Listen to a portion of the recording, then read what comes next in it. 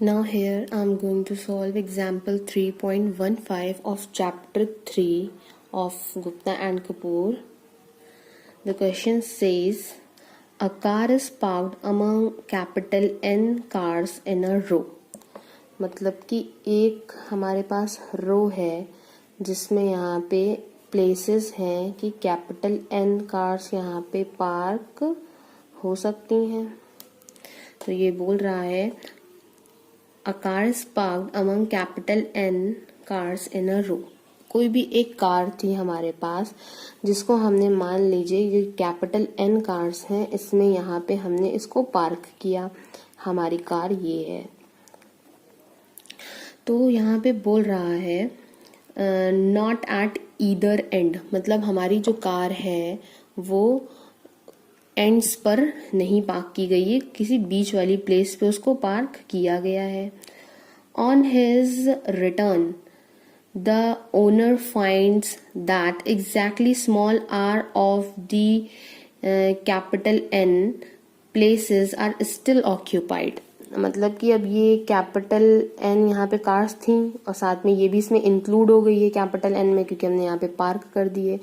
लेकिन जब ओनर दोबारा लौट कर आया तो यहाँ पे कैपिटल एन प्लेसेस तो थी ही, ठीक है. अब मान लीजिए ये जगह खाली हो गई, ये है यहाँ पे दूसरी कार है, एक जगह और खाली हो गई, फिर यहाँ पे है, फिर ये खाली हो गई. तो यहाँ पे ये बता रहे हैं मतलब इनको और ये सारी और हमारी कार यहाँ पे है.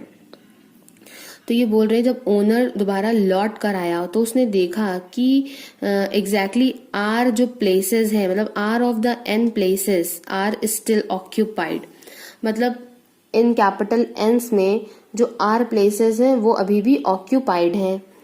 मतलब कि अगर ये 10 प्लेसेस हैं मान लीजिए, तो उसमें कम से कम 1 2 3 4 5 6 प्लेसेस अभी भी ऑक्यूपाइड हैं. इस तरह से मतलब सोच के चलिए.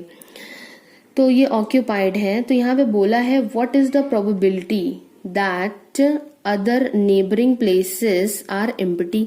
मतलब हमारी कार ये है यहाँ पे, तो ये पूछ रहे हैं क्या प्रोबेबिलिटी है कि इसके जो बगल वाली प्लेसेस हैं वो क्या हो, अभी भी एम्प्टी हो, खाली. मतलब यहाँ पे इसके जो नेबरिंग प्लेसेस है उसके खाली होने की प्रोबेबिलिटी क्या है कि अगल बगल में उसके कोई भी कार खड़ी ना हो.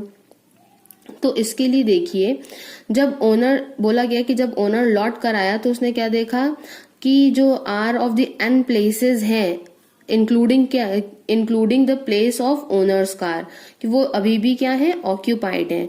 मतलब कि ये जो आर प्लेस है टोटल, अब उसकी भी कार वहीं पे खड़ी है, तो उसकी कार जो है उन्हीं आर में क्या हो रही है, इंक्लूड हो रही है. ठीक है. तो सबसे पहले अब हम यहाँ देखेंगे कि हमारा टोटल एन प्लेसेस थे. ठीक है. टोटल एन प्लेसेस हैं, तो कितने प्लेसेस अब हमारे पास बचे हुए हैं. तो टोटल हमारे पास जो प्लेसेस बचे हुए हैं, हम अगर इस ओनर की कार को हटा दें तो टोटल हमारे पास n-1 ही तो है. n-1 जगहें हैं यहाँ पे. टोटल n थे, ओनर की कार हटा दी तो टोटल n-1 प्लेसेस हमारे पास बची हुई हैं. बट हमने देखा कि अभी भी कितनी यहाँ पे जगहें फिल हैं, टोटल r फिल है ना. r कार्स ही तो बची हुई हैं, तो r जगह तो फिल है. ठीक है. बट अगर ओनर की कार हम यहाँ से हटा दें, मतलब कि r में से 1 कर दें, मतलब कि r-1 जगहें अभी भी हमारे पास लेफ्ट हैं. और हमसे यही पूछा गया है कि इन यहाँ पे दोनों प्लेसेस खाली होने की प्रोबेबिलिटी क्या है. मतलब कि ये जो टोटल n-1 प्लेसेस हैं उनमें ये जो कार है हमारी n-1, क्योंकि ओनर की कार को तो हम उसकी पोजीशन चेंज करेंगे नहीं, जहां पे वो है वो वहीं पे रहेगी. तो बची हमारी n-1 प्लेसेस और r-1 कार्स ओनर की कार हटा के. तो यहाँ पे ये प्लेसेस में r-1 वेज में ही तो ये कार्स उनको फिल कर दिया जाएगा. मतलब कि अगर ये यहाँ पे हमारी 10 कार थी और 10 कार थी और बची थी हमारे पास, हमने मान के चला कि 6 कार्स यहाँ पे बची हुई हैं, मतलब 4 जगहें अभी भी एम्प्टी हैं. तो इसका मतलब है अगर 4 जगह एम्प्टी मतलब 6 कार्स यहाँ पे ऑलरेडी हैं। तो 6 में से एक ओनर की कार हम हटा देंगे, तो ओनर की कार हटाने के बाद बची 5 कारें, तो 5 कारें जो हैं वो बची हुई जगहों में ही तो फिल होंगी। तो इसका मतलब है उनको हम कितनी तरह से फिल कर सकते हैं, तो ये हो जाएगा n-1 वेज में हम उनको फिल कर सकते हैं। अब इसके बाद देखिए ये हमारा हो गया। फिर कह रहा है अगर हम मान के चलें कि हमारा कोई भी इवेंट है जो कि डिनोट करता है कि दोनों जो नेबरिंग प्लेसेस हैं, हमारी जो कार के राइट और लेफ्ट की जो भी प्लेसेस हैं वो क्या है, एम्प्टी हैं। तो रिमेनिंग हमारी जो कार पार्क हो रही है उसमें कितनी प्लेसेस हमें मतलब हटानी, क्योंकि हमें चाहिए यही है कि दोनों यहाँ से जगहें खाली हो जाएं। तो इसका मतलब है हमारे पास टोटल कितने फिर प्लेसेस बचेंगे। देखिए एक प्लेस तो रिस्ट्रिक्ट हो ही गया था क्योंकि हमारी कार वहां पे पार्क थी। अब हम चाह रहे हैं कि यहाँ पे भी रिस्ट्रिक्शन हो जाए और यहाँ पे भी, इन दोनों जगह पे और लोग ना खड़े हों। तो इसका मतलब टोटल कितनी जगह है हमारे पास रिस्ट्रिक्ट हो गई है, 1 2 3। तो इसका मतलब n-3। अब हमारे पास n-3 तो प्लेसेस बची हैं जहां पे और अदर कार्स को हम अरेंज कर सकते हैं। और टोटल कार आपको पता है 8 कार्स बची हुई थी, बट हमने ये कार अपनी मतलब जो भी ओनर था उस ओनर की कार को हमने हटा दिया था, मतलब कि अभी भी टोटल r-1 कार्स ही है हमारे पास। तो यहां से हमारा जो इस इवेंट मतलब जो कि हमारा क्वेश्चन में बोला था ये प्लेस खाली हो, उसको हमने ई मान रखा था। तो ये जो फेवरेबल केस है, तो फेवरेबल केस के अकॉर्डिंग कितनी तरह से हम इन कार्स को अरेंज कर सकते हैं, तो वो हो जाएगा n-3 CR-1। तो ये हो गया हमारा प्रोबेबिलिटी ऑफ ई, ये फेवरेबल केस हो गया है।